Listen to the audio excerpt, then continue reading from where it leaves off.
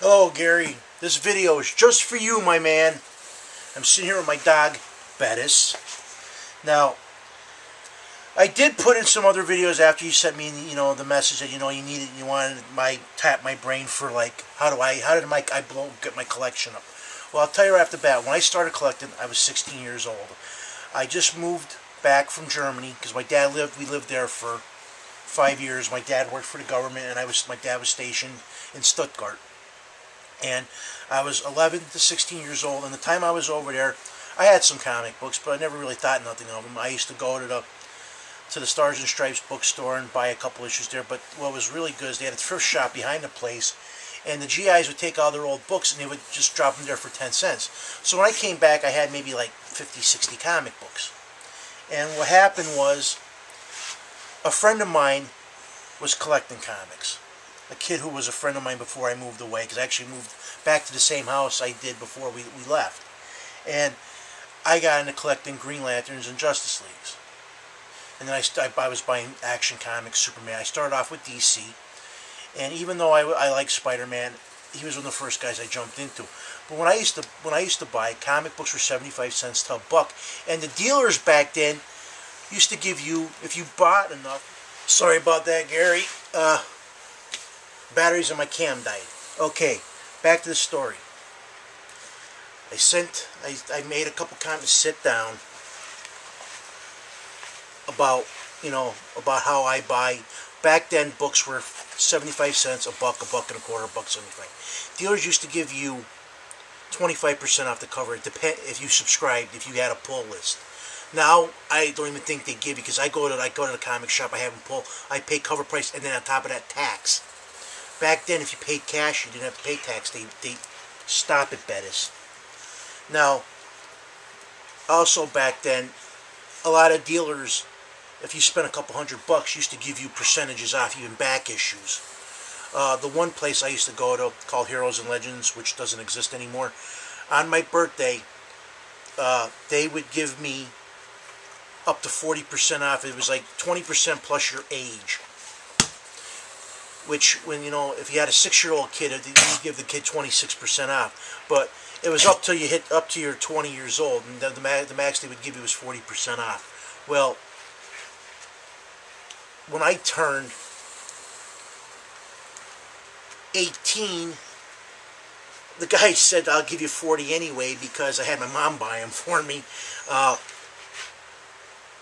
I used to live at home, I didn't have to pay bills. I would make about $300 a week, and I would go and I would spend $200 or $300 every week at the comic book store. I would go and buy every Marvel and DC. What really got me upset, though, over the years, though, the people who I bought from were getting rid of the stuff in my pull list. They were like, the stuff that was supposed to be held for me. I actually, over the years, I actually just uncovered my 3 out of the 4 plastic vinyl Superman, Batman, and Robin. I should have had Wonder Woman, but the guy's girlfriend sold Wonder Woman out from my box. I never got the 4 issues of the first Spider-Man. So eventually I just got, all the money I spent and no loyalty towards the guy who's, paying your bills. In fact, after I quit going there, like a year later, he ended up closing up his shop. He ended up selling to somebody and opening up a store. But every shop that I ever supported closed up after I quit, like within 2 years. As for how I buy, like I said in another thing about buying lots, it's crazy if I went and say, like, I needed this Hugh Jackman figure. I just shot the video of this right there. But it goes for any type of collectible. If I'm going to go buy an issue I need, and if I got to pay $4, and then I can see it in a lot, and I can get the lot for $6, say there's like 4 issues there, I'd rather buy the lot and get the double books than just pay $4 for one. I look on lots, like I was trying to get Wolverine Black Cat Claws, and the one guy who had them wanted, for the 3 issues, wanted something like $8, and then it was like $4 or $5 to ship. Well, no, I ended up buying the 3 issues of Claus. I got a giant size Wolverine #1, and a couple, I think it was like 3 or 4 other issues off of another guy for $10, and I think it was like $3 to ship. Which it ended up coming to where I ended up paying like almost a little over $1 a book, instead of paying, you know, $2 or $3 for each issue. I had on my video, which I was telling you, if you have a 5 and below, they sell 4-packs for $4. And I've already gotten the Death of Stick by your Daredevil, you know, the one with the swords with Daredevil. I got that issue in a 4-pack. I already had it. It's a double now, but you'd be surprised what you find in there. I just got a Flash #1, which I try to tell people, hey, these are supposed to be sold out. Why is it in a wholesale lot from a comic warehouse? That's why I keep telling them. I said, don't believe the hype when it comes to these Walking Dead books and some of these other ones that are like $1,000 and they're only not even 20 years old. If I'm going to pay $1,000, I'd rather pay $1,000 for something that came out in the 50s and 60s. I've been telling everybody, don't be in a hurry to buy anything. Really don't. All the video, like the one video I made a comment about, your girlfriend with the accident. I said, I know how it is because I went through a DUI. I said, everybody takes a piece, and I agree with you there. I also made a comment, pretty much a lot of stuff I do is I talk to you and Loki Goblin, you and Rick, in most of my videos. So my buddy Anthony, I talk to every day on the phone, and that's Optimus Tron. I did comment to Hitman Von Doom because he's a pretty good guy. I just traded with him. I'm waiting for $5, and I sent him $5. You made the comment about you don't know what to trade me. Well, eventually when it's all said and done, I showed a video, my one video, King Joe's long-ass video. If you see this, I bought a program called, it's from collectors.com, it's called The Comic Collector. I also bought it for my video games. I bought the version for my video games and my movies too. And I also critiqued it online. It's a good program if you have more than 2 or 3 boxes of books, because the program, you can keep in order. If you can download an app for your phone, so if you go to a show, you can just flip through, and that app's $10. But there's a lot of good things about it, because for years I had a pirated copy, like a trial version, and then finally it stopped working. So I decided, stop being a cheap bastard, pay the money, and get the program. I congratulated you on your martial arts.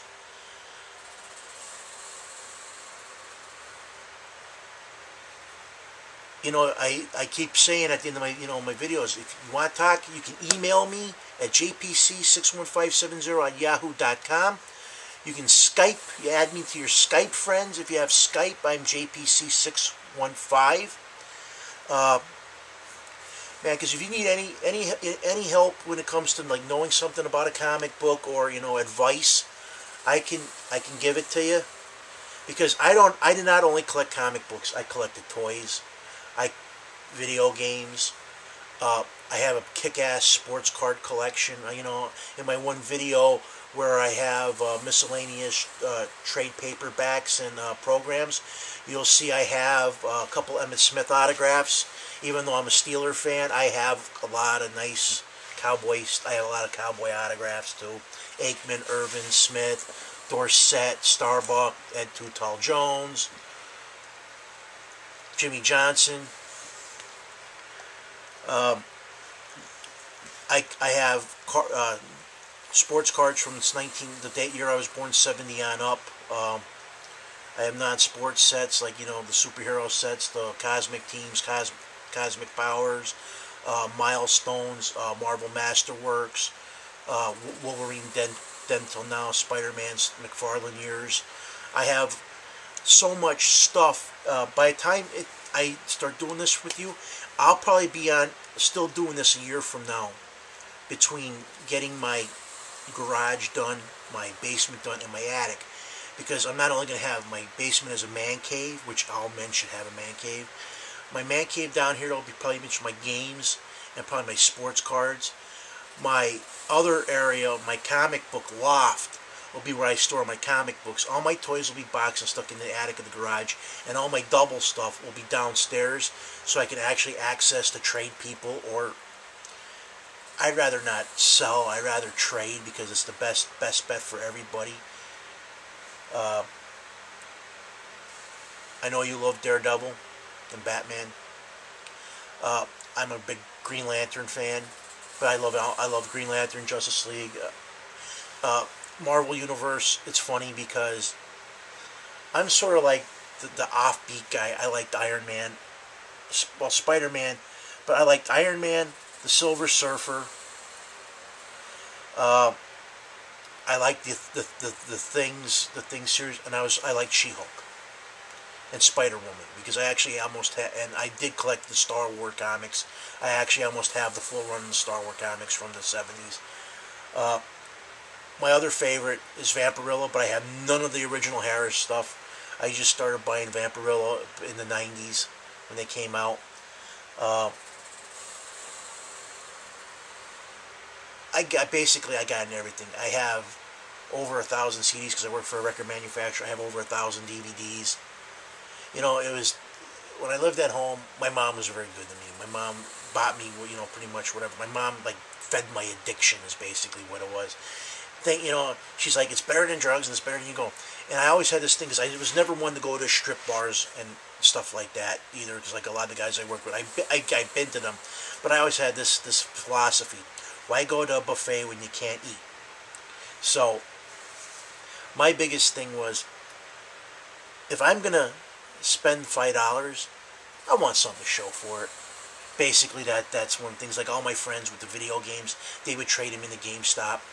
I never done that. I still have some of my games. The only mistake I ever did in my entire life was back in the 90s. I sold some comic books to these guys, and when I went in the house, they not only took all my X-Men books and they paid the kid $45.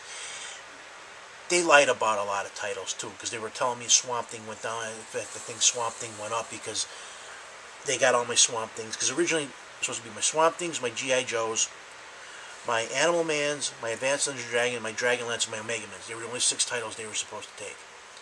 Well, they ended up taking my Marvel Comics Presents, my Wolverines, my Punishers, and my X-Men's. And I only got $435, and they probably got around